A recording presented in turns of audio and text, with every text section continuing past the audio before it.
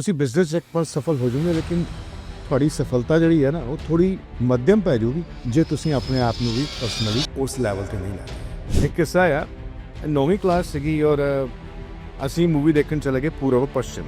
ਤਾਂ ਉੱਥੇ ਕੁਐਸਚਨ ਆਇਆ ਫਿਰ ਕਿ ਹਿਸਟਰੀ ਦੇ ਵਿੱਚ ਭਾਰਤ ਦੀ ਕੀ ਦੇਣ ਹੈ। ਉਹ ਫਿਰ ਉਸ ਸੌਂਗ ਬੜਾ ਚੇਤੇ ਆਇਆ ਸਾਨੂੰ ਨਾ। ਉਹ ਉਹਦੇ ਕਈ ਪੁਆਇੰਟ ਲਿਖਤੇ, ਜ਼ੀਰੋ दिया मेरे भारत ने, धरती से चांद की दूरी का अंदाज़ा लगाना मुश्किल था। तो ਉਹਦਾ ਅਸੀਂ ਭਾਦੇ ਪੇਪਰ ਭਰ ਕੇ ਉਹ ਮੈਂ ਪਾਸ ਹੋ ਗਏ, ਫਿਲਮ ਕਰਕੇ ਪਾਸ ਹੋ ਗਏ ਅਸੀਂ। ਕਿਹੜੀ ਚੀਜ਼ ਹੈ ਜਿਹੜੀ ਤੁਹਾਨੂੰ ਉੱਠਣ ਲਈ ਲਾਈਕ ਮੋਟੀਵੇਟ ਕਰਦੀ ਕਿ ਯੈਸ? ਦੇਖੋ, ਸਭ ਤੋਂ ਬੜੀ ਮੋਟੀਵੇਸ਼ਨ ਦਾ ਅੱਜ ਮੈਂ ਕੀ ਨਵਾਂ ਕਰਾਂ ਔਰ ਕੀ different. Hello everyone, welcome back to another episode of Life and Loans. ਅੱਜ ਫਿਰ we're gonna talk with Vikashji about him, his childhood, his story, his inspirations. So before further ado, let's just invite Vikashji again on his own podcast, Life and Loans. Hello Vikashji. Thank you, Sandy ji. Thanks for inviting me again. And I'm delighted to sit and talk. That's great, that's great. ਸ਼ੁਰੂਆਤ ਤੋਂ ਗੱਲ ਕਰਦੇ ਆ। ਜੀ ਜੀ ਤੁਹਾਡਾ childhood ਕਿਦਾਂ ਬੀਤਿਆ, ਟਰਨਿੰਗ ਪੁਆਇੰਟਸ, ਜੀ ਜੀ ਸਮ ਆਫ ਦਾ ਟੌਪਿਕਸ ਅਸੀਂ ਅੱਜ ਜੀ ਡਿਸਕਸ ਕਰਾਂਗੇ ਤੁਹਾਡੇ ਨਾਲ। ਬਿਲਕੁਲ ਬਿਲਕੁਲ। ਸੋ ਆਈ ਆਲਰੇਡੀ ਨੋ, ਪਰ ਆਡੀਅנס ਲਈ, ਜਾਣਨ ਵਾਲਿਆਂ ਦੇ ਲਈ, ਤੁਸੀਂ ਕਿੱਥੋਂ, ਸਕੂਲਿੰਗ ਬਾਰੇ ਥੋੜੀ ਜਿਹੀ ਗੱਲ। ਆਫ ਕੋਰਸ ਕਰਦੇ ਹਾਂ ਗੱਲ ਜੀ, ਬਿਲਕੁਲ। ਦੇਖੋ, ਮੇਰਾ ਜਨਮ ਜਿਹੜਾ ਹੈਗਾ ਉਹ ਪੰਜਾਬ ਦਾ ਹੈ ਔਰ ਡਿਸਟ੍ਰਿਕਟ ਜਲੰਧਰ, ਗੁਰਾਇਆ। ਹਾਂਜੀ, ਸੋ ਗੁਰਾਇਆ ਮੇਰੇ ਨਾਨਕੇ ਹੈ, ਤਾਂ ਨਾਨਕਿਆਂ ਦੇ ਘਰੇ ਮੇਰਾ ਜਨਮ ਹੋਇਆ ਔਰ ਮੇਰੇ ਫਾਦਰ ਸਾਹਿਬ ਨੂੰ ਜੋਬ ਮਿਲ ਗਈ ਕੁਰੂਕਸ਼ੇਤਰਾ ਦੇ ਵਿੱਚ, ਜੋ ਹਰਿਆਣੇ ਦੇ ਵਿੱਚ ਹੈ, ਜਿਹਨੂੰ ਕਹਿੰਦੇ ਆ ਕਿ ਲੈਂਡ ਆਫ ਮਹਾਭਾਰਤ ਜੀ।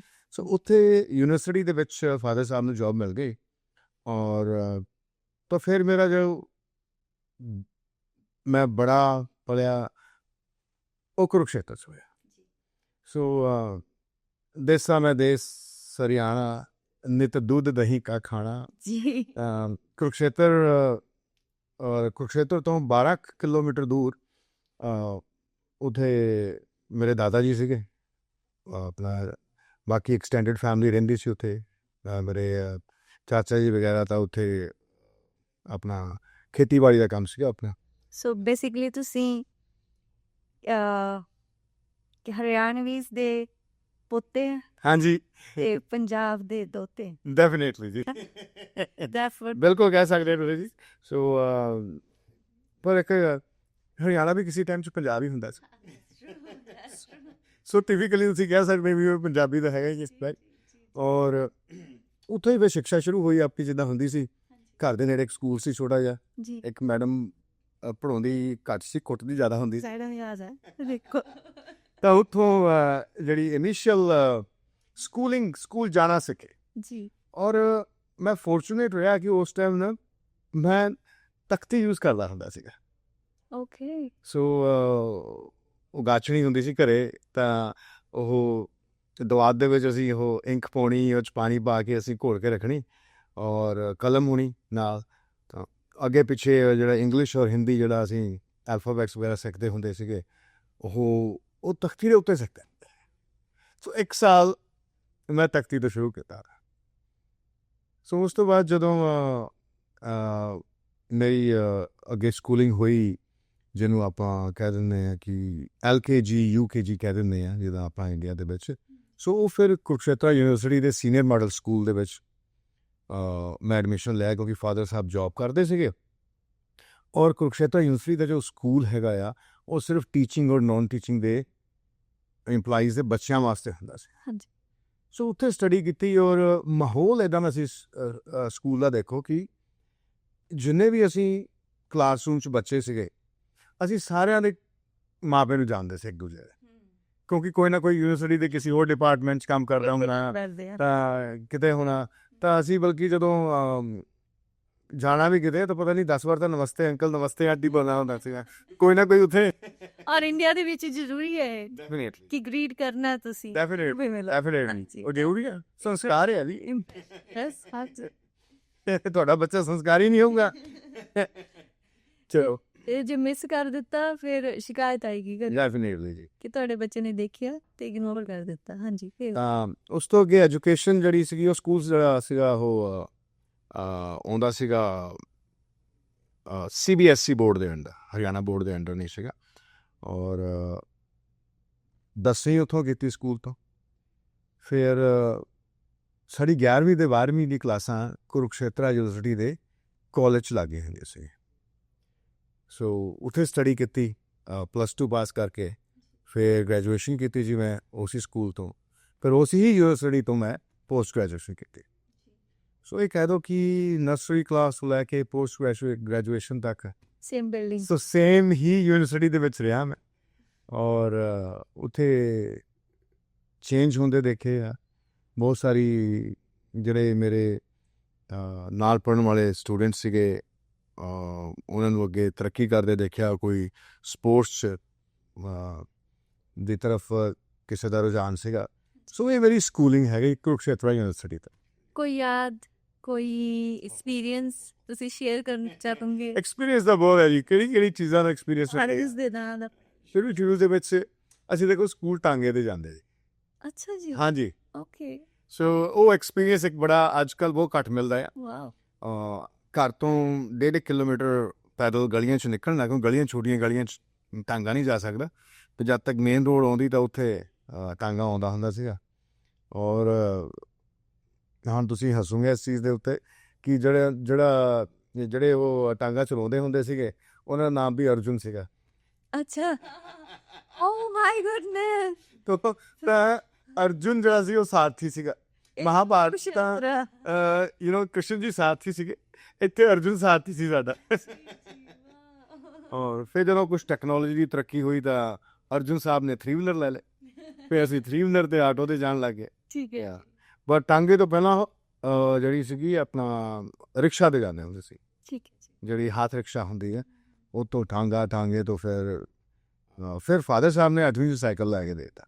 ਠੀਕ ਹੈ ਫਿਰ ਸਾਈਕਲ ਕੀ ਮਿਲ ਗਿਆ ਕਿ ਸਮਝੋ ਕਿ ਨਾ ਆਪਣਾ ਪਰਸਨਲ ਜੈਟ ਮਿਲ ਗਿਆ ਯੈਸ ਯੂ ਫੀਲ ਫਰੀडम ਉਹ ਮਤਲਬ ਉਹਦੇ ਨਾਲ ਬਹੁਤ ਫਰੀडम ਆਈ ਉਹਨੇ ਕਈ ਚੀਜ਼ਾਂ 'ਚ ਹੈਲਪ ਕੀਤੀ ਸਾਈਕਲ ਨੇ ਸਕੂਲ 'ਚੋਂ ਬੰਕ ਮਾਰ ਕੇ ਮੂਵੀ ਦੇਖਣ 'ਚ ਹੈਲਪ ਕੀਤੀ ਉਹਨੇ ਦੇਖੋ ਤੁਸੀਂ ਸਕੂਲ 'ਚੋਂ ਬੰਕ ਮਾਰ ਕੇ ਮੂਵੀ ਦੇਖ ਕੇ ਵੀ ਸਕਸੈਸਫੁਲ ਬਣ ਸਕਦੇ ਬਿਲਕੁਲ ਜੀ ਬਿਲਕੁਲ ਇੱਕ ਬੜੀ ਇੱਕ ਕਿੱਸਾ ਆ 9ਵੀਂ ਕਲਾਸ ਸੀਗੀ ਔਰ ਅਸੀਂ ਮੂਵੀ ਦੇਖਣ ਚਲੇ ਗਏ ਪੂਰਬ ਪੱਛਮ ਮੇਰੇ ਨਾਲ ਇੱਕ ਮੇਰੇ ਦੋਸਤ ਸੀਗੇ ਤਾਂ ਉੱਥੇ ਕੁਐਸਚਨ ਆਇਆ ਫਿਰ ਕਿ ਹਿਸਟਰੀ ਦੇ ਵਿੱਚ ਭਾਰਤ ਦੀ ਕੀ ਦੇਣ ਹੈ ਅੱਛਾ ਉਹ ਫਿਰ ਉਹ ਸੌਂਗ ਬੜਾ ਚੇਤੇ ਆਇਆ ਸਾਨੂੰ ਨਾ ਉਹਦੇ ਕਈ ਪੁਆਇੰਟ ਲਿਖਤੇ जीरो दिया मेरे भारत ने धरती से चांद की दूरी का अंदाज़ा लगाना मुश्किल था तो वो ਅਸੀਂ ਭਾਦੇ ਪੇਪਰ ਭਰ ਕੇ ਉਹ ਮਤਲਬ ਪਾਸ ਹੋ ਗਏ ਫਿਲਮ ਕਰਕੇ ਪਾਸ ਹੋ ਗਏ ਅਸੀਂ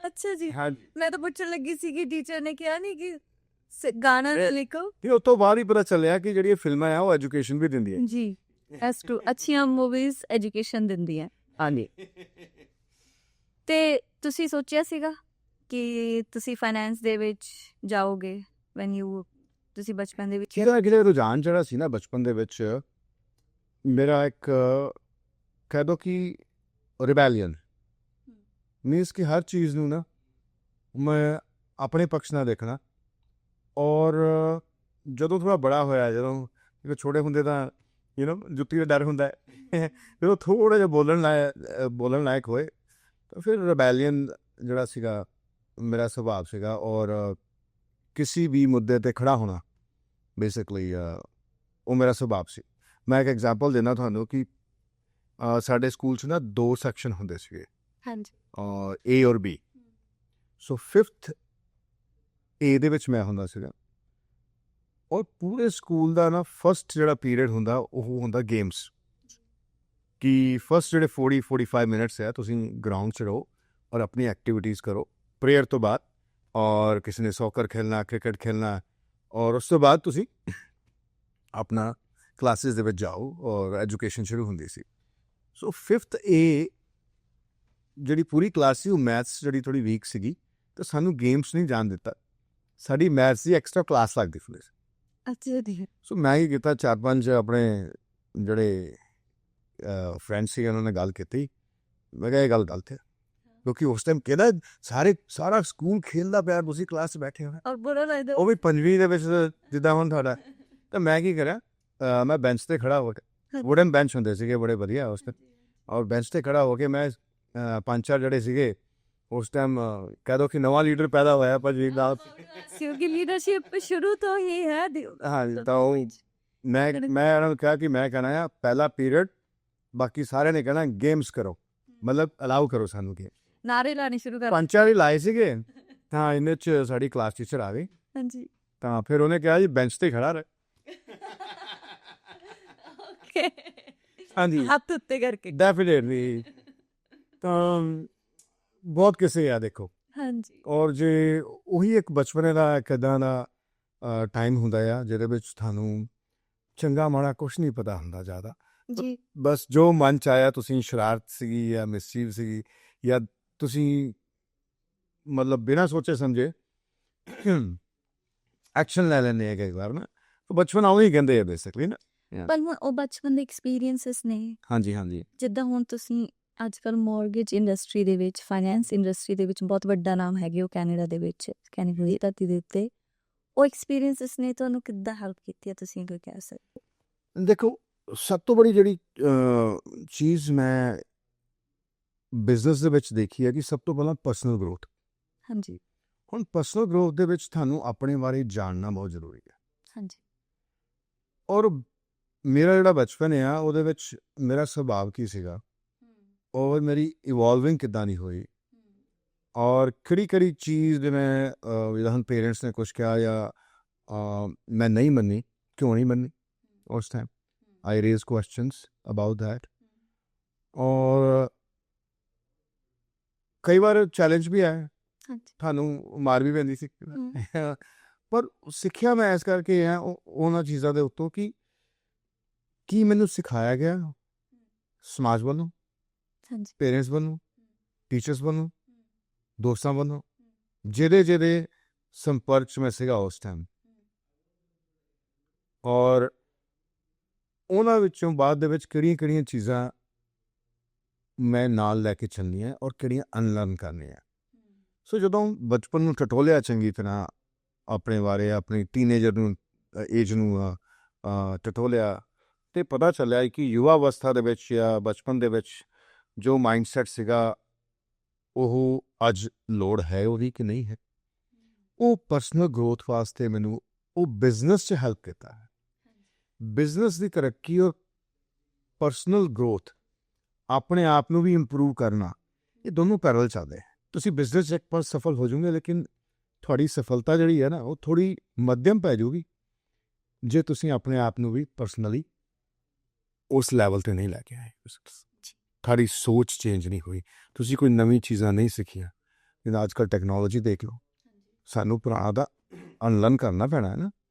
ਹੁਣ ਅਸੀਂ ਫੈਕਸ ਮਸ਼ੀਨ ਥੋੜ੍ਹੀ ਰੱਖ ਸਕਦੇ ਹਾਂ। Yes, that's true. Everything is digital. That's true. ਹੁਣ ਅਸੀਂ ਇਮੋਸ਼ਨ ਹੋ ਕੇ ਰੱਖੀ ਜਾਈਏ ਕਿ ਹਾਂ ਬਈ ਇਹਨੇ 5 ਸਾਲ ਸਾਡਾ ਸਾਥ ਦਿੱਤਾ, ਮੈਂ ਬੜਾ ਬਿਜ਼ਨਸ ਕੀਤਾ, ਇਹ ਤਾਂ ਸੂਵਨੀਅਰ ਰਹਿ ਗਏ। ਐਜ਼ ਅ ਸੂਵਨੀਅਰ ਰੱਖ ਸਕਦੇ, ਯੂਜ਼ ਨਹੀਂ ਕਰ ਸਕਦੇ। ਸੋ ਬਚਪਨ ਨੇ ਸਿੱਖਿਆ ਬਹੁਤ ਹੈ। ਵੈਸੇ ਉਹ ਆਪਣੇ ਆਪ ਨੂੰ ਜਾਣਨ ਦਾ ਮੌਕਾ ਮਿਲਿਆ ਜਦੋਂ ਆਪਾਂ ਪਾਸਟ 'ਚ ਗਿਆ ਜੀ, ਉਹਦੇ ਵਿੱਚ ਮੈਨੂੰ ਆਪਣਾ ਫਿਊਚਰ ਬਣਾਉਣ 'ਚ ਫਾਇਦਾ ਹੈ ਜੀ, ਮਦਦ ਮਿਲੀ ਮੈਨੂੰ ਜੀ। ਬਚਪਨ ਦੀ ਗੱਲ ਕੀਤੀ ਆਪਾਂ ਨੇ, ਹੁਣ ਕਰੀਅਰ ਦੀ ਸ਼ੁਰੂਆਤ ਦੇ ਬਾਰੇ ਗੱਲ ਕਰਦੇ ਹਾਂ। ਔਰ ਕੀਪ ਇਟ ਲਿਟਲ ਸਿੰਪਲ ਕਿ ਕਰੀਅਰ ਦੀ ਸ਼ੁਰੂਆਤ ਕਿੱਦਾਂ ਹੋਈ, ਕਿਉਂਕਿ ਆਪਾਂ ਲਾਸਟ ਪੋਡਕਾਸਟ ਦੇ ਵਿੱਚ ਵੀ ਉਹਨੂੰ ਥੋੜ੍ਹਾ ਕਵਰ ਕੀਤਾ ਸੀਗਾ। ਪਰ ਆਈ ਥਿੰਕ ਕੁਇਕਲੀ ਇਸ ਪੋਡਕਾਸਟ ਵੀ ਤੁਸੀਂ ਆਡੀਅנס ਨੂੰ ਥੋੜ੍ਹਾ ਦੱਸ ਸਕਦੇ ਕਰੀਅਰ ਦੀ ਸ਼ੁਰੂਆਤ ਕਿੱਦਾਂ ਹੋਈ। ਦੇਖੋ, ਕਰੀਅਰ ਦੀ ਸ਼ੁਰੂਆਤ ਇੱਦਾਂ ਹੋਈ ਕਿ I was looking for a job. Of course ਮੈਂ 22-23 ਸਾਲ ਦਾ ਹੋਊਂਗਾ ਉਸ ਟਾਈਮ। ਪੋਸਟ ਗ੍ਰੈਜੂਏਸ਼ਨ ਮੇਰੀ ਕੰਪਲੀਟ ਹੋਣ ਲੱਗੀ ਸੀਗੀ। So definitely I want to go in sales. ਜੀ। ਹੁਣ ਸੇਲਸ ਵਾਸਤੇ ਕੋਈ ਚਾਂਸ, ਕੋਈ ਮੌਕਾ ਮਿਲੇ ਰਾਈਟ, ਕਿਉਂਕਿ ਫਸਟ ਜੌਬ ਆ, ਤੁਸੀਂ ਛੋਟੇ ਸ਼ਹਿਰ 'ਚ ਰਹਿ ਰਹੇ ਆ ਜੀ ਔਰ ਲਿਮਿਟਡ ਰਿਸੋਰਸਿਸ ਹੈਗੇ, ਗਵਰਨਮੈਂਟ ਜੌਬ ਤਾਂ ਭੁੱਲ ਜਾਓ, ਸਿੰਪਲ ਜੀ ਗੱਲ ਹੈ ਰਾਈਟ। ਔਰ ਇੰਦੇ ਵੀ ਹੁਸ਼ਿਆਰ ਨਹੀਂ ਸੀਗੇ ਕਿ ਹਾਂ ਬਈ ਕਿ ਅਸੀਂ UPSC ਦੇ ਪੇਪਰ ਕਲੀਅਰ ਕਰ ਲਈਏ ਜੀ, ਇਹ ਕਰ ਲਈਏ, ਨਹੀਂ ਜੀ, ਉਹ ਹਿਸਾਬ ਦਾ ਨਹੀਂ ਸੀ ਆਪਾਂ। ਉੱਧਰੋਂ ਐਡੀ ਵੀ ਜ਼ਮੀਨ ਨਹੀਂ ਸੀ ਖੇਤੀ ਕਰ ਲਈ ਕਿ 200-400 ਕਿੱਲੇ ਹੋਣ। ਸੋ ਉਹ ਕਹਿੰਦੇ ਨਾ ਕਿ ਜਦੋਂ ਤੁਸੀਂ ਕੋਈ ਵੀ ਚੀਜ਼ ਯੂਨੀਵਰਸ ਤੋਂ ਡਿਮਾਂਡ ਕਰਦੇ ਆ ਹਾਂਜੀ ਔਰ ਸ਼ਿੱਦਤ ਨਾਲ ਉਹਦੇ ਪਿੱਛੇ ਪੈਂਦੇ ਆ ਔਰ ਅਲਾਈਨ ਕਰਦੇ ਆ ਆਪਣੇ ਆਪ ਨੂੰ ਪੂਰਾ ਇਨਵੋਲਵ ਔਰ 100% ਤੁਸੀਂ ਉਹਦੇ ਵਿੱਚ ਇਨਵੋਲਵ ਹੋ ਜਾਂਦੇ ਆ। ਸੋ ਇੱਦਾਂ ਹੀ ਹੋਇਆ ਕਿ ਮੇਰੇ ਮਾਮਾ ਜੀ ਆਏ ਗੁਰਾਇਆ ਤੋਂ ਵਿਜ਼ਿਟ ਕਰਨ ਮੈਂ ਅੰਦਰ ਕੁਰੂਕਸ਼ੇਤਰ, ਹਾਂਜੀ ਤੇ ਉਹ ਕਹਿੰਦੇ ਕਿ ਸਾਨੂੰ ਇੱਕ ਸੇਲਸ ਦਾ ਬੰਦਾ ਚਾਹੀਦਾ ਅੱਛਾ in ball bearing manufacturing company ਦੇ ਵਿੱਚ। ਅੱਛਾ ਜੀ ਔਰ you are looking for the sales. ਮੈਂ ਤਾਂ ਘਰੋਂ ਨਿਕਲ ਨੂੰ ਫਿਰਦਾ ਸੀ ਕਿਉਂਕਿ I was sick and tired to staying at home. ਕੁਛ ਨਾ ਕੁਛ ਨਵਾਂ ਚਾਹੀਦਾ ਲਾਈਫ ਦੇ ਵਿੱਚ। ਕੁਛ ਯਾਰ ਦੋਸਤ ਸੀਗੇ, ਉਹ ਵੀ ਆਪਣੀ ਜੌਬਸ ਦੇ ਵਿੱਚ ਬਿਜ਼ੀ ਹੋ ਗਏ। ਸੋ ਫਿਰ ਮੈਂ ਕਿਹਾ ਚਲੋ ਹੁਣ ਜਿੱਥੇ ਜੰਮੇ ਸੀ ਉੱਥੇ ਚੱਲਦੇ ਆ। ਸੋ ਮੈਂ ਆਪਣੇ ਨਾਨਕੇ ਆਇਆ ਔਰ ਉੱਥੇ ਜੌਬ ਸਟਾਰਟ ਕੀਤੀ। ਸੋ ਕਰੀਅਰ ਦੀ ਸ਼ੁਰੂਆਤ career ਜਲੰਧਰ 'ਚ ਹੋਈ ਹੈ। ਬਿਲਕੁਲ ਜੀ, ਗੁਰਾਇਆ 'ਚ ਹੋਈ ਆ ਔਰ ਮੈਨੂਫੈਕਚਰਿੰਗ ਪਲਾਂਟ ਸੀਗਾ ਬਾਲ ਬੈਰਿੰਗ ਦਾ ਹਾਈ ਸਪੀਡ ਔਰ ਬਹੁਤ ਸਾਰੇ ਬਿਜ਼ਨਸਮੈਨ ਨੂੰ ਮਿਲਣ ਦਾ ਮੌਕਾ ਮਿਲਿਆ ਮੈਨੂੰ, ਕਿਉਂਕਿ ਜੋ ਅਸੀਂ ਸੇਲ ਕਰਦੇ ਸੀਗੇ ਉਹ ਬਿਜ਼ਨਸ ਟੂ ਬਿਜ਼ਨਸ ਸੀਗੀ ਠੀਕ ਕਿ ਮੈਨੂਫੈਕਚਰ ਟੂ ਮੈਨੂਫੈਕਚਰ। ਸੋ ਜੋ ਕਪੂਰਥਲਾ, ਜਲੰਧਰ, ਲੁਧਿਆਣਾ, ਆਪਣਾ ਮੋਗੇ ਤੋਂ ਅੱਗੇ ਅਸੀਂ ਆਪਣਾ ਬਰਨਾਲੇ, ਬਠਿੰਡਾ ਤੇ ਇੱਧਰ ਮਲੋਟ। ਅੱਛਾ, ਮਲੋਟ ਤੋਂ ਫਿਰ ਅਸੀਂ ਡੱਬ ਵਾਲੀ ਵੀ ਐਂਟਰ ਹੋਏ ਨੇ। ਮਤਲਬ ਪੂਰੀ ਬੈਲਟ ਜਿਹੜੀ ਮੈਂ ਕਵਰ ਕਰਦਾ ਹੁੰਦਾ ਸੀ। ਔਰ ਕਿਹਨਾਂ ਦੇ ਨਾਲ ਜਿਹੜੇ ਸੀਲਿੰਗ ਫੈਨ ਬਣਾਉਂਦੇ ਆ, ਫਰਾਟਾ ਫੈਨ, ਹੜੰਬੇ ਮੋਟਰਸ ਜਿਨ੍ਹਾਂ 'ਚ ਹਾਈ ਸਪੀਡ ਬੈਰਿੰਗ, ਤਾਂ ਮੈਂ ਕਾਫੀ ਸਪੋਰਟ ਕੀਤਾ ਕੰਪਨੀ ਨੂੰ। ਉਸ ਟਾਈਮ ਛੋਟੀ ਕੰਪਨੀ ਸੀਗੀ, ਸੇਲਸ ਕਾਫੀ ਵਧੀ। ਔਰ ਬਾਕੀ ਫਿਰ ਪੰਜਾਬ ਜਾ ਕੇ ਇੱਕ ਚੀਜ਼ ਤਾਂ ਦਿਮਾਗ 'ਚ ਹੋਣੀ ਹੈ, ਕੈਨੇਡਾ ਬਾਹਰ ਜਾਣਾ। ਸੋ ਕਹਿੰਦੇ ਕਿ ਹੁਣ ਜਿਹੜਾ ਨਾਲ ਤੁਸੀਂ ਰਹੋਗੇ ਤੁਹਾਨੂੰ ਉੱਦਾਂ ਦੇ ਤੁਹਾਨੂੰ ਰੰਗ ਚੜ੍ਹ ਜਾਣਾ ਤੁਹਾਡੇ ਨਾਲ। ਸੋ ਪਰ ਕੁਦਰਤੀ ਇੱਦਾਂ ਹੀ ਹੋਈ ਗੱਲ ਕਿ ਮੇਰਾ ਚਾਚਾ ਹੀ ਹੈ, ਸਭ ਤੋਂ ਛੋਟੇ ਚਾਚਾ ਹੀ ਹੈ, ਉਹ ਮੇਰੇ ਤੋਂ 8 ਸਾਲ ਬੜੇ। ਅੱਛਾ ਜੀ ਓਕੇ ਹਾਂਜੀ, ਠੀਕ ਹੈ। ਸੋ ਹੀ ਇਜ਼ ਲਾਈਕ ਤੁਹਾਡੇ ਫਰੈਂਡ ਜਿੱਦਾਂ। Definitely right. ਸੋ ਉਹਨਾਂ ਨੂੰ ਕੋਈ ਰਿਸ਼ਤਾ ਆਇਆ ਤੇ ਮੈਨੂੰ ਘਰ ਦੇ ਕਹਿੰਦੇ ਕਿ ਜਾ ਕੁੜੀ ਦੇਖਿਆ।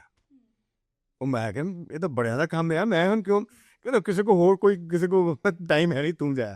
ਸੋ arrange marriage. So it was arrange marriage. ਤਾਂ ਮੈਂ ਉਹਨਾਂ ਨੂੰ ਮਿਲ ਗਿਆ ਬੇਸਿਕਲੀ ਔਰ ਆਪਣੀ ਫੈਮਿਲੀ ਦੇ ਬਿਹਾਫ 'ਤੇ ਔਰ ਜਾ ਕੇ ਮਿਲਿਆ। ਅੱਛਾ, ਮੈਂ ਉਸ ਟਾਈਮ ਦਾੜੀ ਰੱਖਦਾ ਹੁੰਦਾ ਸੀਗਾ, ਤਾਂ ਉਮਰ ਤੋਂ ਉੱਦਾਂ ਹੀ 6-7 ਸਾਲ ਵੱਡਾ ਰੱਖਦਾ। ਉਹਨੇ ਸੋਚਿਆ ਪਤਾ ਨਹੀਂ ਬੜਾ ਭਰਾ ਹੈ ਕਿ ਮੁੰਡੇ ਦਾ ਵੱਡਾ ਕਿਉਂਕਿ ਵੈਸੇ ਇੰਡੀਆ 'ਚ ਇਹੀ ਟ੍ਰੈਂਡ ਹੈ ਕਿ ਵੱਡੇ ਦੇਖ ਕੇ ਆਉਂਦੇ। ਡੈਫੀਨੇਟਲੀ ਨਾ। ਤਾਂ ਹੁਣ ਪਤਾ ਨਹੀਂ ਯਾਦ ਨਹੀਂ ਘਰ ਯਾਦ ਆ ਮੇਰੇ ਘਰਦਿਆਂ ਨੂੰ ਇੰਨਾ ਭਰੋਸਾ ਉਹ ਮੇਰੇ 'ਤੇ ਉਸ ਟਾਈਮ, ਜਾਂ ਕਹਿੰਦੇ ਕਿ ਵਿਹਲਾ ਹੈਗਾ ਨੂੰ ਭੇਜ ਦਿੰਦੇ ਆ। ਚਲੋ ਗੱਲਬਾਤ ਇੱਕ ਕਰਕੇ ਆਇਆ ਮੈਂ ਉੱਥੇ, ਜੋ ਮੇਰੀ ਫਿਊਚਰ ਚਾਚੀ ਬੇਸਿਕਲੀ ਹੈ, same age of mine almost. ਹਾਂਜੀ। ਸੋ ਆਪਸ ਗੱਲ ਕੀਤੀ ਕਿਉਂਕਿ ਉਹਨਾਂ ਨੂੰ ਪਤਾ ਚੱਲਿਆ ਕਿ ਮੈਂ ਭਤੀਜਾ ਆ। ਹਾਂਜੀ। ਤਾਂ ਔਰ ਮੇਰੇ ਚਾਚਾ ਜੀ ਦੀ ਜਿਹੜੀ ਫਿਊਚਰ ਮਦਰ ਇਨ ਲਾ ਸੀਗੀ, ਹਾਂਜੀ। ਤਾਂ ਉਹਨਾਂ ਨੇ ਬੜਾ ਆਦਰ ਸਤਿਕਾਰ ਕੀਤਾ।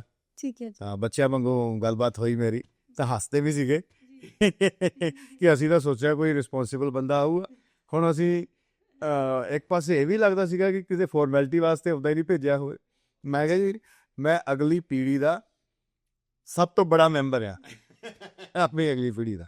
ਚਲੋ ਮੈਰਿਜ ਹੋਈ ਉਸ ਤੋਂ ਬਾਅਦ ਨਾ। ਹਾਂਜੀ। ਤਾਂ ਫਿਰ ਕਹਿੰਦੇ ਤੁਸੀਂ ਆਪਣੀ ਵਾਈਫ ਨੂੰ ਖੁਦ ਫਸਟ ਟਾਈਮ ਮਿਲਣ ਗਏ ਸੀਗੇ ਦੇਖ? ਨਹੀਂ, ਵਾਈਫ ਨਹੀਂ, ਆਪਣੇ ਚਾਚਾ ਜੀ ਦੀ ਵਾਈਫ ਨੂੰ। ਅੱਛਾ, ਚਾਚਾ ਜੀ ਦੀ ਵਾਈਫ ਨੂੰ ਤੁਸੀਂ ਸਿਲੈਕਟ? ਡੈਫੀਨੇਟਲੀ ਅੱਛਾ, not my wife. Okay, I got confused here. ਅੱਛਾ। ਹਾਂਜੀ। ਸੋ ਮੈਂ ਜਦੋਂ ਗਿਆ ਸੀ, ਉਹ ਬੇਸਿਕਲੀ ਆਪਣੀ ਫਿਊਚਰ ਚਾਚੀ ਨੂੰ ਦੇਖਣ ਗਿਆ ਸੀ। ਓਕੇ ਹੂੰ ਵਾਓ ਐਂਡ ਉਹ ਤੁਹਾਡੇ ਤੋਂ ਵੱਡੇ ਆ ਫਿਰ ਵੀ हाँ कुछ साल बड़े हैं लेकिन 2-3 साल का फर्क होएगा बेसिकली यस ਓਕੇ क्योंकि चाचे ਦਾ मेरा 8 ਸਾਲ ਦਾ ਫਰਕ ਗ੍ਰੇਟ ਹੈ ਐਕਸਪੀਰੀਅੰਸ ਓਕੇ Yeah. ਤਾਂ ਉਸ ਤੋਂ ਬਾਅਦ ਫਿਰ ਇੱਕ ਦਿਨ ਇਦਾਂ ਦਾ ਆਇਆ ਤਾਂ ਮੇਰੇ ਚਾਚਾ ਹੀ ਕਹਿੰਦੇ ਕਿ ਤੂੰ ਮੈਨੂੰ ਫਸਾਇਆ ਹੁਣ ਮੈਂ ਤੈਨੂੰ ਫਸਾਉਂਗਾ ਔਰ ਮੇਰੀ ਜੋ ਚਾਚੀ ਸੀਗੇ ਉਹਨਾਂ ਦੇ ਮਾਈ ਵਾਈਫ ਜਿਹੜੀ ਹੈ ਉਹਨਾਂ ਦੀ ਕਜ਼ਨ ਸਿਸਟਰ ਹੈ ਓਕੇ ਠੀਕ ਹੈ ਜੀ ਹਾਂਜੀ ਠੀਕ ਹੈ ਸੋ ਉਹ ਚਾਚਾ ਜੀ ਨੇ ਫਿਰ ਮੇਰਾ ਰੈਫਰੈਂਸ ਦਿੱਤਾ ਰਿਸ਼ਤੇ ਵਾਸਤੇ ਉਹ ਕੈਨੇਡਾ ਤੋਂ ਆਏ ਹੋਏ ਸੀਗੇ ਟਿਟ ਫॉर ਟੈਟ ਡੈਫੀਨੇਟਲੀ ਪਰ ਮੈਂ ਕਿਹਾ ਚਲੋ ਇੱਕ ਤੁਸੀਂ ਕਹਿੰਦੇ ਸੀਗੇ ਕਿ ਬਾਹਰ ਜਾਣਾ ਆ ਮੈਂ ਕਿਹਾ ਹੁਣ ਬਾਹਰ ਜਾ ਕੇ ਵੀ ਦੇਖਦੇ ਹਾਂ ਐਂਡ ਕੈਨੇਡਾ ਇਜ਼ देयर ਔਰ ਕੈਨੇਡਾ ਇਜ਼ ਡੈਫੀਨੇਟਲੀ ਔਰ ਉਸ ਤੋਂ ਬਾਅਦ ਫਿਰ ਮੇਰਾ 2-2.5 ਸਾਲ ਦਾ ਕੈਰੀਅਰ ਸੀ ਸੇਲਸ ਦੇ ਵਿੱਚ ਠੀਕ ਹੈ ਜੀ ਪਰ ਇੱਥੇ ਆ ਕੇ ਫਿਰ ਜਦੋਂ ਮੈਂ ਸਟਾਰਟ ਕੀਤਾ ਡੈਫੀਨੇਟਲੀ ਸਾਰੇ ਫੈਕਟਰੀ ਤੋਂ ਸਟਾਰਟ ਕਰਦੇ ਆ ਨਾਈਟ ਸ਼ਿਫਟ ਤੋਂ ਸਟਾਰਟ ਕਰਦੇ ਆ ਸੋ ਮੇਰਾ ਵੀ ਉਹੀ ਸੀਗਾ factory start night shift start ਔਰ ਪਰ ਦਿਮਾਗ 'ਚ ਇੱਕ ਇਹੀ ਚੀਜ਼ ਸੀਗੀ ਕਿ ਇਹ ਕਦ ਤੱਕ ਚੱਲੂਗਾ ਆਈ ਨੀਡ ਸਮਥਿੰਗ ਬੈਟਰ ਨਰੀ ਆਈ ਨੀਡ ਤੁਹਾਡੇ- ਸਮਥਿੰਗ ਬੈਟਰ ਬਿਲਕੁਲ ਉਹ ਨਾਨ ਸਟਾਪ ਚੀਜ਼ ਜਿਹੜੀ ਦਿਮਾਗ ਸੀਗੀ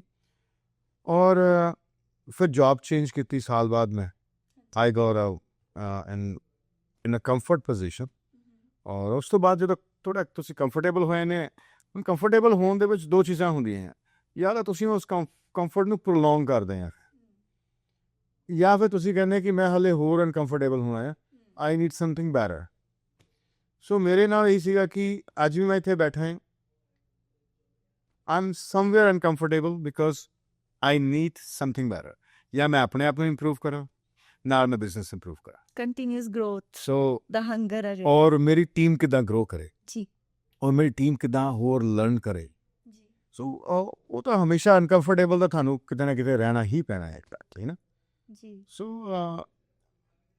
ਕੈਨੇਡਾ ਤੱਕ ਦੀ ਸਟੋਰੀ ਮੇਰੀ ਇਹੀ ਬਾਕੀ ਜਿਹੜੀਆਂ ਸਤਾਨੀਆਂ ਸਾਰਿਆਂ ਨੇ ਇੰਡੀਆ 'ਚ ਕੀਤੀਆਂ ਹੁੰਦੀਆਂ ਐਜ਼ ਅ ਬੱਚਿਆਂ ਦੇ ਹੁੰਦੇ ਹੈ ਉੱਦਾਂ ਦੀ ਸਾਰੀਆਂ ਸਤਾਨੀਆਂ ਅਸੀਂ ਕੀਤੀਆਂ ਹੈ ਤੇ ਇਸ ਚੀਜ਼ ਨੇ ਜਿੱਦਾਂ ਤੁਸੀਂ ਹੁਣ ਵੈਸੇ ਤੁਹਾਡੇ ਐਕਸਪੀਰੀਅੰਸ ਤੋਂ ਮੈਂ ਇਹ ਦੇਖਿਆ ਕਿ ਤੁਸੀਂ ਕਹਿ ਰਹੇ ਹੋ ਜਿੱਦਾਂ ਤੁਸੀਂ ਅਨਕੰਫਰਟੇਬਲ ਹੋਏ ਤਾਂ ਕਰਕੇ you made that thing your strength ਬਿਲਕੁਲ ਜੀ ਉਹਦੇ ਨਾਲ ਤੁਹਾਡੇ ਕਰੀਅਰ ਦੀ ਸਟਰੈਂਥ ਬਣੀ ਹੈ ਜਿਹੜੀ ਹੈ ਨਾ ਸੋ ਕੋਈ ਇਨਸਾਨ ਦੇ ਪਤਨ ਦਾ ਕਾਰਨ ਹੀ ਕੰਫਰਟੇਬਲ ਹੋਣਾ ਹੈ ਅੱਛਾ ਜੀ ਮੈਂ ਤਾਂ ਇਹ ਕਹਿਣਾ ਹੈ ਜੀ ਜਿੱਦਣ ਤੁਸੀਂ ਇਨਕੰਫਰਟੇਬਲ ਹੋਗੇ ਉਦੋਂ ਤੁਹਾਡੀ ਗਰੋਥ ਰੁਕੇ ਜੀ that's a big thing yes that makes sense simple is that ਤੁਹਾਨੂੰ ਅਨਕੰਫਰਟੇਬਲ ਹੋਣਾ ਹੀ ਹੋਣਾ ਸੀ ਜੇ ਮੈਂ ਪਾਣੀ ਦਾ ਗਲਾਸ ਚੁੱਕ ਕੇ ਪੀਣਾ ਆ ਤਾਂ ਮੈਨੂੰ ਕਿਤੇ ਨਾ ਕਿਤੇ ਕੁਝ એનર્ਜੀ ਵੇਸਟ ਕਰਨੀ ਪੈਣੀ ਹੈ ਮੈਨੂੰ ਹੱਥ ਅੱਗੇ ਵਧਾਉਣਾ ਹੀ ਪੈਣਾ ਹੈ ਹੁਣ ਕਈ ਵਾਰ ਕੀ ਹੁੰਦਾ ਕਿ ਅਸੀਂ ਇੰਨੇ ਲੇਜ਼ੀ ਹੋਏ ਨੇ ਆ ਕਿ ਹੱਥ ਵੀ ਨਹੀਂ ਚੁੱਕਦੇ ਕੋਈ ਨਹੀਂ 5 ਮਿੰਟ ਬਾਅਦ ਪੀ ਲਾਂਗੇ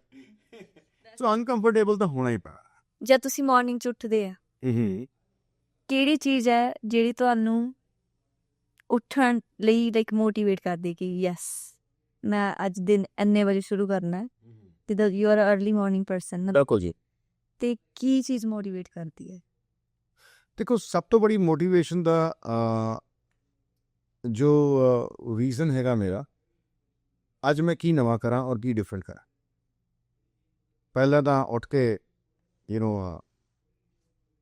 ਥੈਂਕਸ ਉਸ ਪਰਮਾਤਮਾ ਦਾ ਹਾਂਜੀ ਕਿ ਮੈਂ ਉੱਠ ਗਿਆ ਯੈਸ ਔਰ ਉਸ ਤੋਂ ਬਾਅਦ ਮੇਰੀ ਜਿਹੜਾ ਦਿਨਚਰਿਆ ਸ਼ੁਰੂ ਹੁੰਦੀ ਆ ਮੈਂ ਸਵੇਰੇ ਬਰੀਥਿੰਗ ਐਕਸਰਸਾਈਜ਼ ਕਰਦਾ ਕਪਾਲ ਭਾਤ ਵਗੈਰਾ ਜਿਹੜਾ ਆਪਣਾ ਹੈਗਾ ਓ ਨਾਈਸ ਹਾਂਜੀ ਯੋਗਾ ਦਾ ਬਰੀਥਿੰਗ ਐਕਸਰਸਾਈਜ਼ ਕਰਦਾ ਹਾਂ ਔਰ ਸਮ ਟਾਈਮ ਮੈਂ ਓਸ਼ੋ ਦੀ ਡਾਇਨਾਮਿਕ ਮੈਡੀਟੇਸ਼ਨ ਵੀ ਕਰਦਾ ਹਾਂ ਬੇਸਿਕਲੀ ਜੀ ਸੋ ਉਹਦੇ ਨਾਲ ਮੈਨੂੰ ਐਨਰਜੀ ਸਫੁਰਤੀ ਔਰ ਨਾਲ ਦੀ ਨਾਲ ਮੈਂ ਅਨਲਰਨਿੰਗ ਵੀ ਕਰਦਾ ਹਾਂ ਇੱਕ ਬੜੀ ਇੰਪੋਰਟੈਂਟ ਚੀਜ਼ ਇਹ ਹੈਗੀ ਹੈ ਕਿ ਮੈਂ ਕੀ ਛੱਡਣਾ ਹੈ ਪਿੱਛੇ ਕਿਹਨੂੰ ਕਿਸ ਗੱਲ ਨੂੰ ਡਿਟੈਚ ਕਰਨਾ ਹੈ ਕੋਈ ਬੈਗੇਜ ਤਾਂ ਨਹੀਂ ਹੈਗਾ ਜਿਹੜਾ ਮੈਨੂੰ ਅੱਜ ਤੰਗ ਕਰੂਗਾ ਕਿਸੇ ਨੂੰ ਫੋਨ 'ਤੇ ਕੋਈ ਪੈਂਡਿੰਗ ਕਾਲਸ ਤਾਂ ਨਹੀਂ ਹੈਗੀਆਂ ਜਾਂ ਕੋਈ ਪੈਂਡਿੰਗ ਵਰਕ ਤਾਂ ਨਹੀਂ ਹੈਗਾ ਆਲ ਟੁਗੈਦਰ ਚਾਹੇ ਪਰਸਨਲ ਲਾਈਫ ਹੋਵੇ ਚਾਹੇ ਬਿਜ਼ਨਸ ਲਾਈਫ ਹੋਵੇ ਸੋ ਕੋਈ ਬੈਗੇਜ ਤਾਂ ਨਹੀਂ ਕੈਰੀ ਕਰਦਾ ਅਗਰ ਲੱਗਦਾ ਆ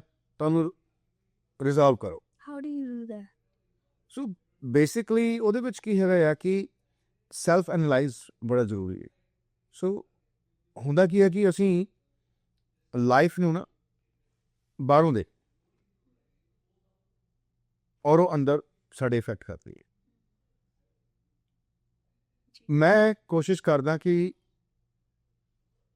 ਇਨਵਰਡ ਟੂ ਆਊਟ, ਪਹਿਲੇ ਮੈਂ ਆਪਣੇ ਆਪ ਨੂੰ ਜਾਣਾ,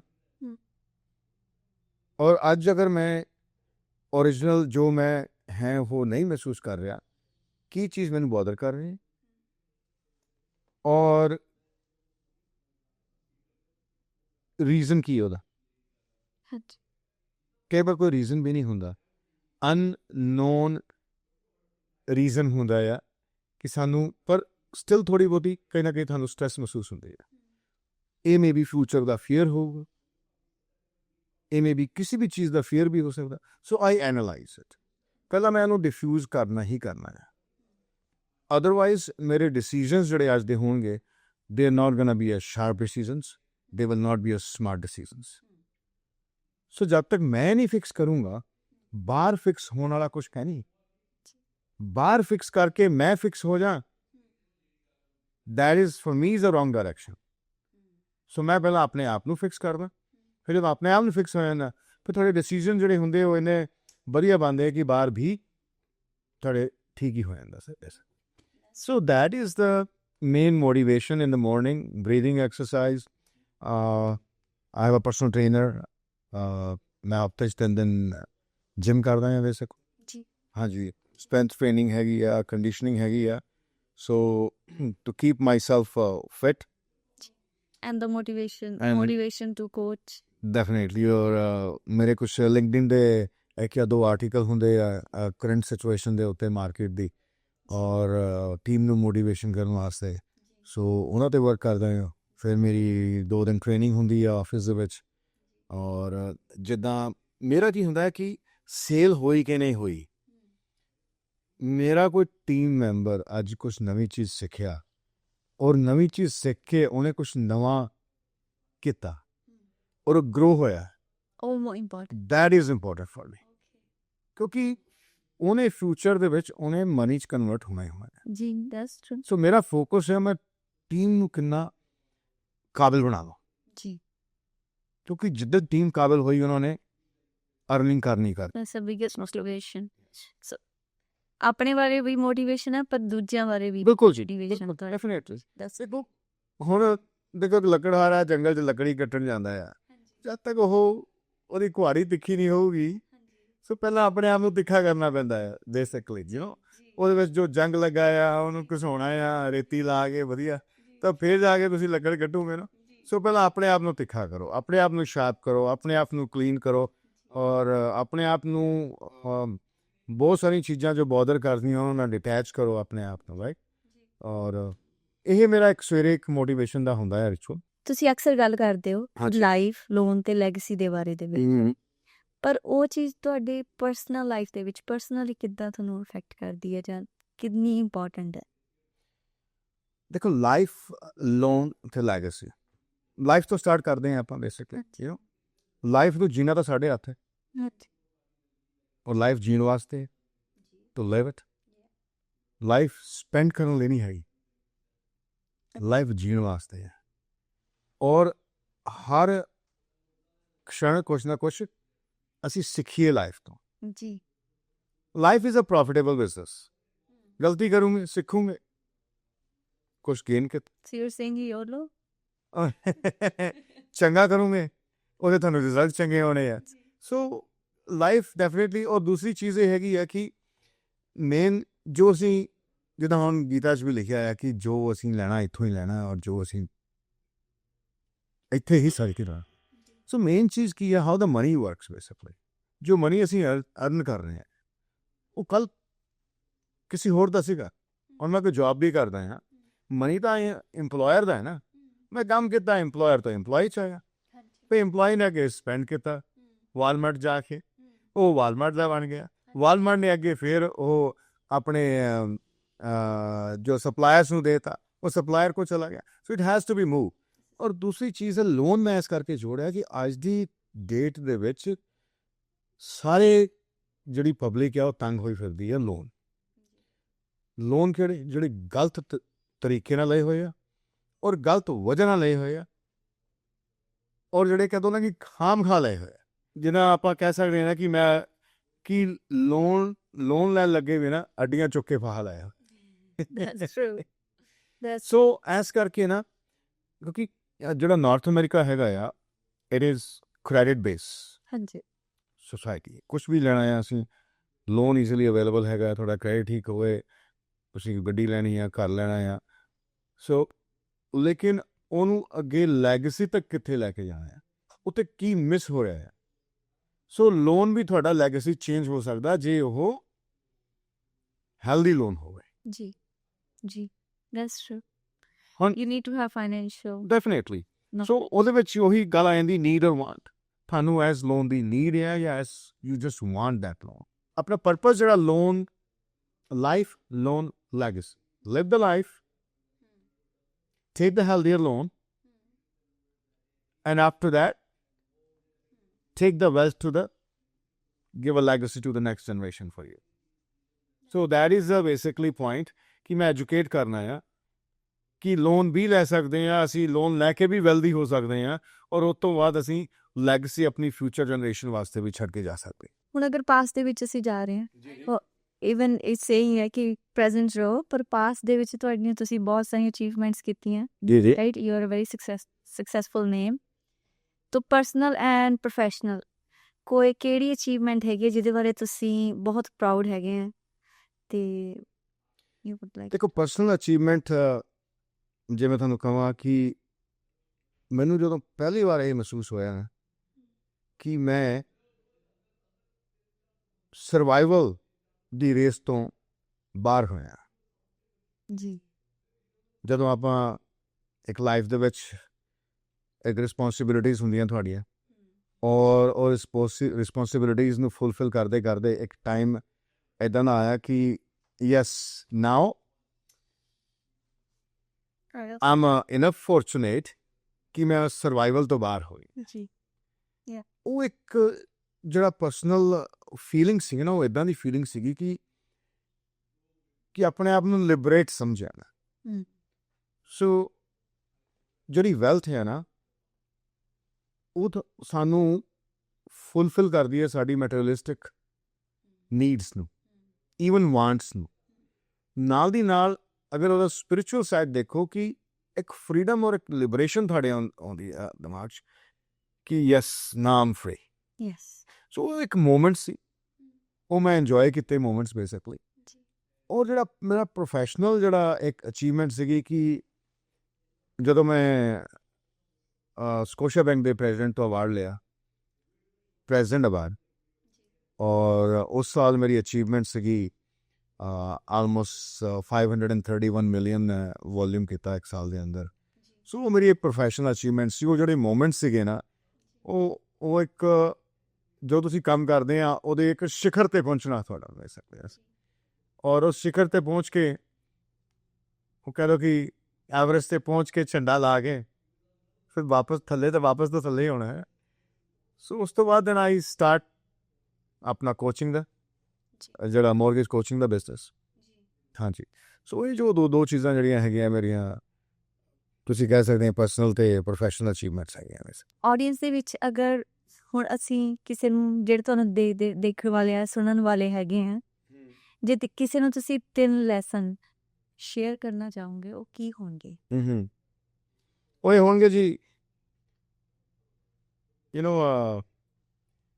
ਗੁਰੂ ਗੋਰਖਨਾਥ ਨੇ ਕਿਹਾ ਸੀ ਹਾਸੀ ਬਾ ਖੇਲੀ ਬਾ ਧਰੀ ਬਾ ध्यान जी कि हंसते खेलते ध्यान को धारण करो। ध्यान means focus with the full consciousness, with full awareness make your decision.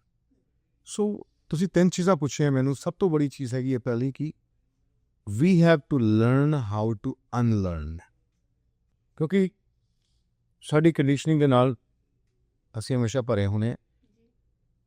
ਕੁਝ ਹੋਰ ਵਿਜ਼ਡਮ ਵਾਸਤੇ ਸਾਨੂੰ ਹਮੇਸ਼ਾ ਕੁਝ ਜਗ੍ਹਾ ਛੱਡਣੀ ਪੈਂਦੀ ਹੈ। So we have to unlearn some. Second thing ਜੋ ਹੈਗੀ ਆ ਕਿ ਲਾਈਫ ਦੇ ਵਿੱਚ ਡਿਸਿਪਲਿਨ। ਹੁਣ ਬਿਜ਼ਨਸ ਦੇ ਵਿੱਚ ਵੀ ਡਿਸਿਪਲਿਨ ਚਾਹੀਦਾ। ਹੁਣ 9 to 5 ਤੋਂ ਅਗਰ ਤੁਸੀਂ ਐਜ਼ ਅ ਇੰਪਲੋਈ ਕਿਤੇ ਜੋਬ ਕਰਦੇ ਆ so you have to follow the code of conduct of the company and the guidelines of the employees. So it's a discipline and a. So as a self-employed, so discipline is important. Yes. अपना एक नियम बनाओ और Monday की करना, Tuesday की करना है, ਉਹਦਾ ਇੱਕ ਪ੍ਰੋਪਰ ਆਪਣੇ ਆਪ ਨੂੰ ਗਾਈਡ ਕਰਨ ਲਈ ਇੱਕ ਸਕੇਜੂਲ ਤਿਆਰ ਕਰੋ। ਔਰ ਤੀਸਰਾ ਹੈਗਾ ਕੰਸਿਸਟੈਂਸੀ। ਜੀ। ਜੋ ਅਸੀਂ ਕਰ ਰਹੇ ਹਾਂ ਉਹ 'ਚ ਕੰਸਿਸਟੈਂਸੀ ਹੋਵੇ ਜੀ। ਔਰ ਜਿਮ 'ਚ ਵੀ ਜਾਂਦੇ ਆ, ਪਰ ਹੋਣਾ ਕੀ ਤੁਸੀਂ ਦੇਖਿਓ, ਦਸੰਬਰ ਹੋਣਾ ਹੈ, ਨਿਊ ਈਅਰ ਆਇਆ, ਔਰ ਨਿਊ ਈਅਰ ਦੇ ਪਹਿਲੇ ਵੀਕ ਦੇ ਵਿੱਚ ਜਿਮ 'ਚ ਨਾ ਪੈਰ ਰੱਖਣ ਨੂੰ ਥਾਂ ਨਹੀਂ। 1,000 people, yes. It's my new Yes. resolution. Motivation is there, ਲੇਕਿਨ ਉਹਨਾਂ ਨੇ ਅਨਲਰਨ ਕਰਕੇ ਲਰਨ ਨਹੀਂ ਕੀਤਾ ਹੈ, ਕਿਉਂਕਿ ਕਿ ਜ਼ਿਆਦਾਤਰ ਲੋਕ ਕੁਝ ਕੁਇਟ ਕਰ ਦੇਣਗੇ। ਜ਼ਿਆਦਾਤਰ ਕਿ ਜੋ ਮਤਲਬ ਕਿਸੇ ਸ਼ਾਰਟ ਟਾਈਮ ਲਈ ਮੋਟੀਵੇਟ ਹੋਏ ਆ, ਹਾਂਜੀ। ਉਹਨਾਂ ਦਾ ਮੋਟੀਵੇਸ਼ਨ ਚਲਾ ਜਾਏਗਾ ਅਗਰ ਉਹ ਕੰਸਿਸਟੈਂਟ ਨਹੀਂ ਹੋਣਗੇ, ਡਿਸਿਪਲਿਨ ਨਹੀਂ ਹੋਣਗੇ। So unlearning, discipline and consistency, ਇਹ ਤੁਸੀਂ ਤਿੰਨ ਚੀਜ਼ਾਂ ਪੁੱਛੀਆਂ ਹੈਗੀਆਂ। So these are very important in life, ਚਾਹੇ ਕੋਈ ਵੀ ਕੰਮ ਕਰ ਰਹੇ। That's great. These important ਹੈਗੀ ਆ ਚੀਜ਼ਾਂ। ਹਾਂਜੀ ਹਾਂਜੀ। ਦੱਸਿਓ ਕਿ they are very important. ਹੁਣ ਆਪਾਂ ਫਨ ਪਾਰਟ ਤੇ ਚੱਲਦੇ ਹਾਂ। ਉਹ ਇੱਕ ਕੁਇਕ ਰੈਪਿਡ ਫਾਇਰ। ਦੱਸੋ ਜੀ, ਭੰਗੜਾ ਪਾਉਣੇ ਫਿਰ। ਉਹ ਭੰਗੜਾ ਵੀ ਪਾ ਲੈਣੀ। Quick rapid fire. ਜੀ ਜੀ। ਸੋ ਪਰਸਨਲ ਲਾਈਫ ਤੇ ਹੌਬੀਜ਼ ਬਾਰੇ ਹੈ ਬੇਸਿਕਲੀ। ਕਾਫੀ ਔਰ T? Coffee. That's true. Morning person or night person? Morning. Yes. Books or movies? Movies. Beach holiday or mountain getaway? Beach. Favorite comfort food? Italian. Dogs or cats? Dogs. One hobby you cannot live without? Vacations. Cooking at home or eating out? Eating out. Sneakers or formal shoes? Formals. Netflix or outdoor adventure? Outdoor adventures. Okay. Favorite sport to play or watch? Golf. Okay, great. Instagram or TikTok? None. Yeah, you're all the person. Sweet tooth or spicy cravings? Sweet. Sweet tooth, yeah. One word your friends would use to describe you? Stubborn. I know. Do you like karaoke night? Yes or no? No. No karaoke. Okay. It was a great rapid fire. Mm-hmm. ਪਰ wrap up ਕਰਨ ਤੋਂ ਪਹਿਲਾਂ ਸਾਡੇ podcast ਦਾ ਇਹ segment ਜਿੱਥੇ ਤੁਸੀਂ ਕੋਈ wisdom ਜਾਂ ਐਡਵਾਈਸ ਤੁਸੀਂ ਸ਼ੇਅਰ ਕਰਨਾ ਚਾਹੋ ਸਾਡੀ ਆਡੀਅנס ਦੇ ਨਾਲ। ਤੇ ਮੇਰੀ ਵਿਜ਼ਡਮ ਮੈਂ ਜੋ ਅੱਜ ਸ਼ੇਅਰ ਕਰਨਾ ਚਾਹੁੰਦਾ ਆ ਕਿ ਲਾਈਫ ਜਿਹੜੀ ਹੈਗੀ ਆ ਉਹ ਸਿਰਫ ਔਰ ਸਿਰਫ ਘਰਾਂ ਦੇ ਆਲੇ ਦੁਆਲੇ ਨਹੀਂ ਹੈਗੀ। ਅਸੀਂ ਆਪਣੇ ਬੱਚਿਆਂ ਨੂੰ ਵੀ ਐਜੂਕੇਟ ਕਰਨਾ ਆ ਔਰ ਅਸੀਂ ਆਪਣੇ ਰਿਟਾਇਰਮੈਂਟ ਪਲਾਨ ਦਾ ਵੀ ਖਿਆਲ ਰੱਖਣਾ ਆ। ਇਹ ਯਾਦ ਰੱਖਣਾ ਕਿ ਫਿਊਚਰ ਦੇ ਵਿੱਚ ਬੱਚਿਆਂ ਨੇ ਮੂਵ ਹੋਣੇ ਆ, ਦੇ ਵਿਲ ਮੂਵ ਔਨ।